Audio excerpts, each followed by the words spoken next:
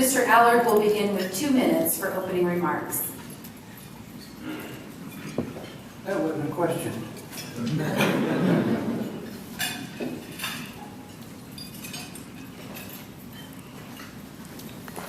A little strange. I'm used to listening to presentations instead of making them, so feels a little awkward. I'm a retired city manager.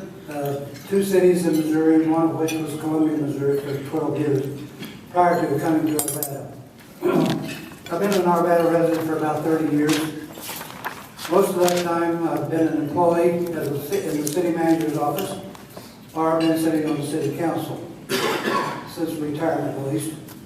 In addition to the council, I've served on the Apex Parks and Recreation District Board, the Arvada Urban Renewal Authority Board, the Metro Denver Water Reclamation District, which accounts for all the sanitary sewage disposal, the Colorado Municipal League Board of Directors, the board of the Colorado Association of Special Districts. I've also been on 4 charter review committees for the city of Arvada. I'm currently one of 2 council representatives on the Jefferson Parkway Public Highway Authority, which in simple language is the Jeffco Parkway toll road. I'm a graduate at the University of Missouri. Spent 2 years in the U.S. Army. And I have a master's degree in public administration from the University of Kansas. My priorities are, number 1, prudent spending of taxpayer money. I'm very concerned about how we spend our taxpayers' money and what it gets for. I'm concerned about, one of my priorities is efficient city operations. And thirdly, I believe in taking good care of what we have. I think Arvada is a great city. I also have a priority of completion of the several public improvement projects that are now in progress. Thank you. Next. Hey, listen. Hey, good timing. Ascenzo Di Giacomo, to the podium please, for 2 minutes for opening remarks. Good save.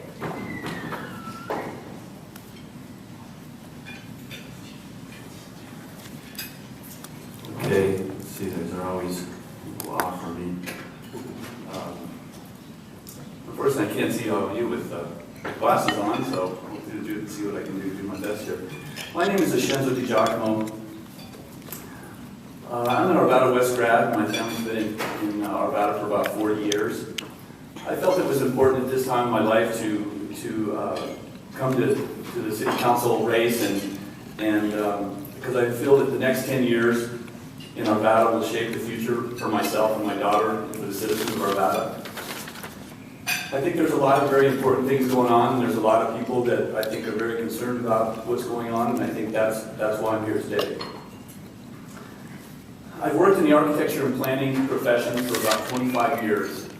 I've worked primarily in small towns in my life, ski resort towns in Telluride, Colorado, and Park City, Utah. Both of those towns were in National Historic Districts, so I have a really good understanding of what it takes to preserve and help foster a city and a town and help make it more pedestrian and make it more livable.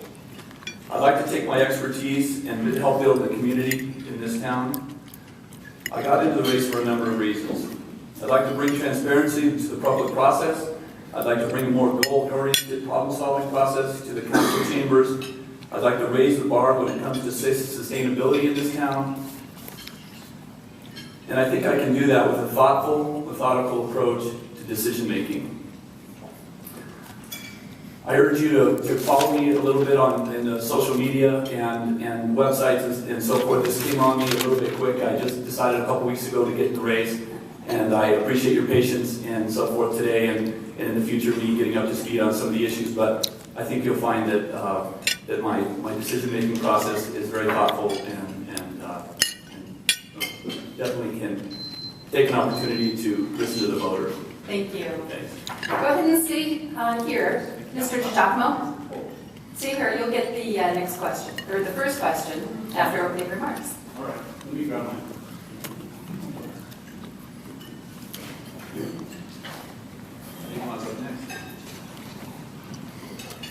Council recently approved a public improvement fee for a redevelopment project. Tell us, what is your stance on the use of incentives to attract business to the city? Well, that's a very, obviously, it's a very important tool that's used in communities across the country to encourage economic development in their city. I think it needs to be done on a case-by-case basis. In general, I feel that it's something that is kind of a necessary evil. I think that what we need to do in each case is look at particular financials and particular circumstances which are in regard to each case.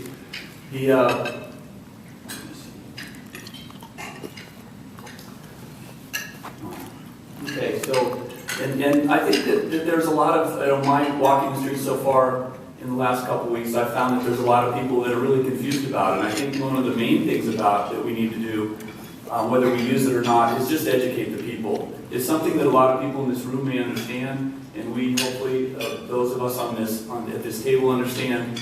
But I think the biggest thing is we need to get out to the people and tell them exactly what those sorts of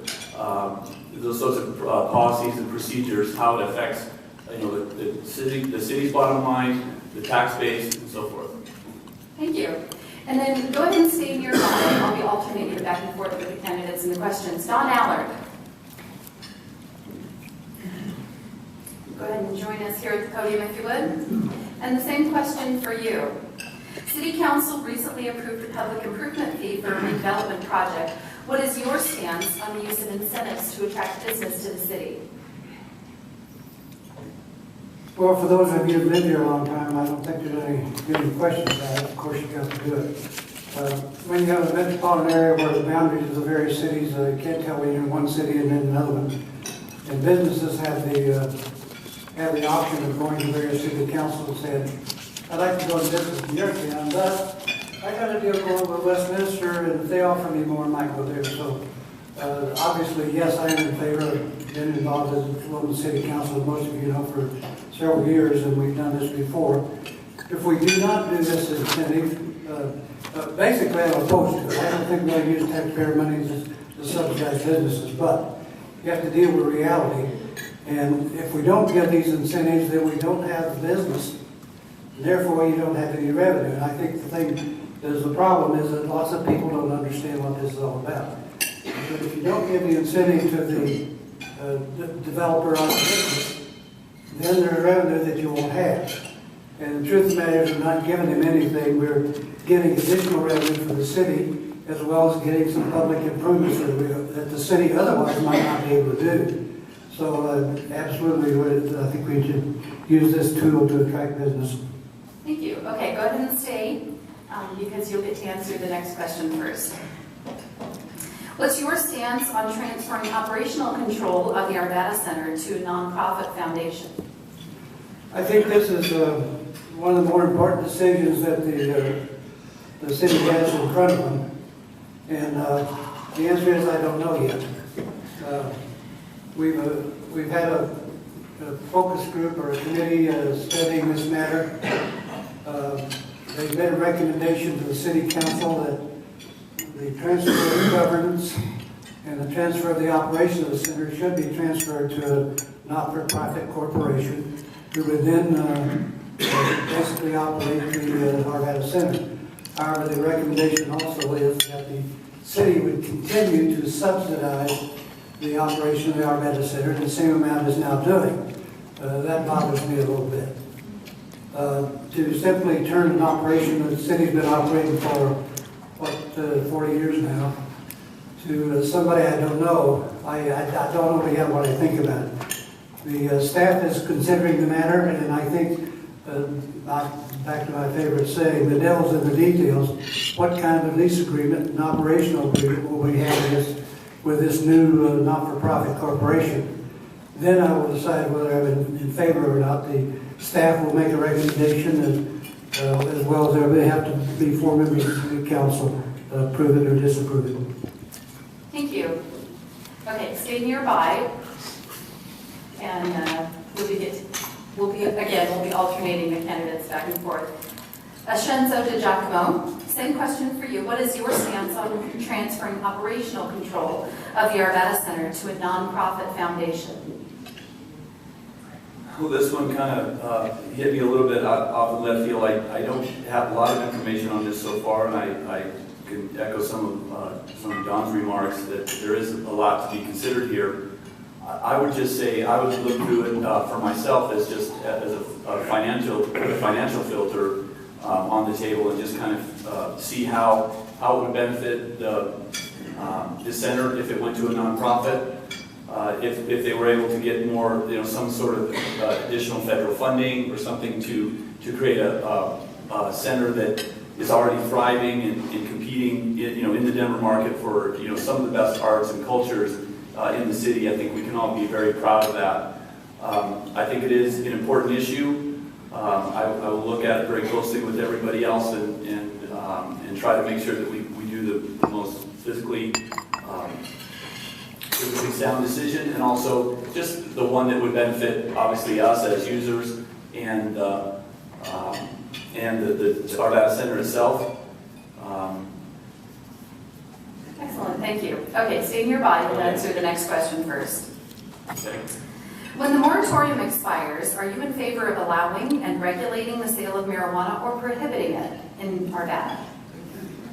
Okay. I don't know when that moratorium expires. Does anybody know? March of 2014, so the spring of this year. Well, I was hoping it would be a little later. Just because, in general, like I said, my decision-making process is what at the heart of what I do. I would like to see maybe how a few other communities are addressing it. I see both sides of the argument. I see tax revenue issues. I see cultural issues. I see issues with regard to just how we want to build our community and whether we want to be known for something, such as the sale of marijuana. The federal government came out today and saying that the city, the state, the feds are going to back off and let Colorado and Washington do what they need to do. So to me, it's not just about us sitting in this room making this decision. I think it's going out to the public and finding out really what they feel about it. One of the things that I've been on the streets getting petition signatures the last month or so, and one of the things I'm finding is there's a lot of people out there that really want to have their voice heard.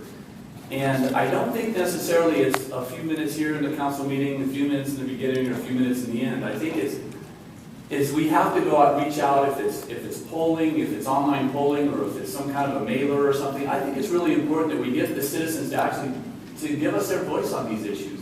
And I know that elections are very costly, but maybe this might be something that maybe we can take to an next election, because it is an issue that's going to maybe be with us for a long time. In general, I would say I'm opposed to it. In this community, I don't see places in this community where it may be more appropriate than others, yet. But for now, I'd say I would be opposed to it unless somebody came up with really sound financial reasons and cultural reasons to do it in our city. Thank you.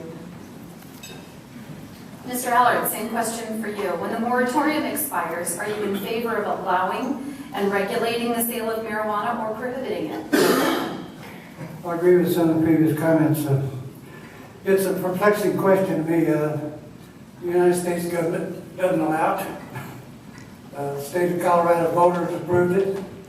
Some sections of Arvada voted in favor of it. Some sections of Arvada, I'm talking primarily about council districts, didn't approve it. So I've thought about the possibility and the advisability of having an election and let the voters of Arvada decide. I don't know exactly this day where I stand on it. I probably would vote to ban it if I had to make a vote right now. But I think it's a question that we'll have to see what the state comes up. They're still in the process of doing regulations. Wait and see what those are. Council will obviously have to discuss it. To me, it's as much a philosophical question as it is a matter of what we think is good or bad for Arvada. I don't necessarily think that marijuana such a bad thing for people to go into business if they wanted to or not. And we have, we don't like people smoking, we don't like people drinking, we don't like people doing lots of things. So sitting in the council chair, I don't know when all of a sudden I inherited the ability to decide what's good for you. And I struggle with that on more than once decisions. So I guess all I'm doing is being a mugwump, on the fence, and I'll decide it after we've heard the public hearing and we know what the state regulations are. Excellent. Stay close by. Close by. You get the next question. The city has undertaken the revision of its comprehensive plan. What's your vision for the city of Arvada? This phrase has bothered me for a long time. I don't sit around thinking about my visions. Being on the city council, we're faced with decisions every day that comes from staff, comes from the public, comes from our own workshops, and we decide what our priorities are. My vision for that is pretty much, I like it the way it is, pretty much. And back to my previous comment, probably make it just taking good care of what we got. The comprehensive plan has been, I've said on about, at least 4 of them and reviewed. But I don't think you can just simply revise the comprehensive plan every 5, 6, or 7 years and decide, exactly how you want the city to be, because things are the way they are. I can remember when the Arvada Plaza was a going enterprise and bustling and activity center. Old Town was going to heck. Now that it's just reversed, despite our comprehensive plan, or maybe in accordance with our comprehensive plan. I'm not so sure what happened, but I do know that the private businesses and the reasons they come to Arvada, the reason they move from Arvada, the city government can influence that, city council can make rules and regulations, but some things occur despite what we do. So I think the look at the comprehensive plan is very, very important, and certainly we're going to do it. And I intend to participate in that. It's going to be important, but I don't see a lot wrong with Arvada right now. Thank you. Shenzo DiGiacomo, same question for you. The city has undertaken a revision of its comprehensive plan. What's your vision for the city of Arvada? Okay, well this is an exciting question for me, because this is really, I guess, I feel very strongly this is why I'm here. I was on a historical review committee in Telluride, Colorado, and I found out, before I got on there, I was using the guidelines as an architect and finding out that the guidelines were very light and they needed to be upgraded. And so I threw my hat in the ring and participated for 3.5 years in a review committee, which was an amazing experience for me. But one of the things we did was we rewrote the guidelines and made them probably one of the most respected historical guidelines in the city, in the country. I think that the comprehensive plan is definitely one of the most important things we need to pay attention to. And I did read it just recently. I read every line in it, every word. I think it's a pretty good plan. I think if truly the council used it as a backdrop and a filter for the things that have been going on today, then here. I think they did a great job. But I think moving forward, I think we need to address some very important issues in maybe a little bit more detail. A couple of things I would like to strengthen in there would be the transportation issues, I think in a little bit more detail, and kind of find out what kind of a community we want to be. We've got some very serious transportation issues in this town, and when I say transportation issues, I say, okay, we can deal with it now, but maybe in my daughter's future, in 15 or 20 years, what is Wadsworth Boulevard going to look like? So I don't think we can deny the fact that we've got a lot of things to do and a lot of things to talk about. And I'm here for you guys to listen and to see how I can help craft one of the best comprehensive plans, I think, in this city, in the Denver metro area. Thank you. All right, for this final question, we're going to change the format just a little bit. We won't need our timekeeper, so you can sit back and relax for just a moment, Don. The next question is a single word answer. I know this is very difficult for most politicians and candidates, but a single word answer, okay? Got it, gentlemen? All right, and we'll begin with Vincenzo Di Giacomo. Go ahead and take the podium. Tell us. This is a question I've seen before. It's either yes or no. Do you support completion of the Beltway? Yes. Excellent, thank you. We did it! I know, that deserves a little applause. And Mr. Allard, go ahead and take the podium. Same question. Yes. Very good. All right, and now we'll conclude the at-large race with closing remarks. And we'll begin with Don Allard. 1 minute. Well, I'm proud of my previous years as a member of the City Council, and I've got complete justification for feeling that way because of our citizen survey we do every 2 years, which says that most people in Arvada think that Arvada is a good place to live, are a very good place to live. And I think council activity is partly responsible for that. We can't take credit for all of it because there's lots of things that make a good community other than city government. But I do think that the city council deserves some of the credit, and I'm proud of that. I'm volunteering for another council term because of my interest in prudent spending, taxpayer money, taking good care of what we have. In addition, there are several projects in progress and important decisions to be made. Thank you. Vincenzo Di Giacomo. At least I didn't fall down again. Nicely done. 1 minute for closing remarks, please. When does it start? When I first start talking, you reach the podium? I have a slow finger, so. Okay.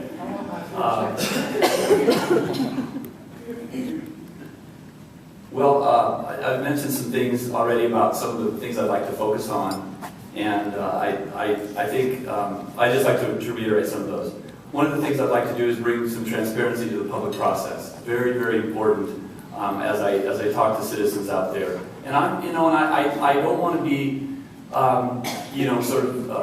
categorized as the negative candidate or the guy, the scrutinizer. But I think it's important that we do hold the council to task. This is a city of 106,000 people.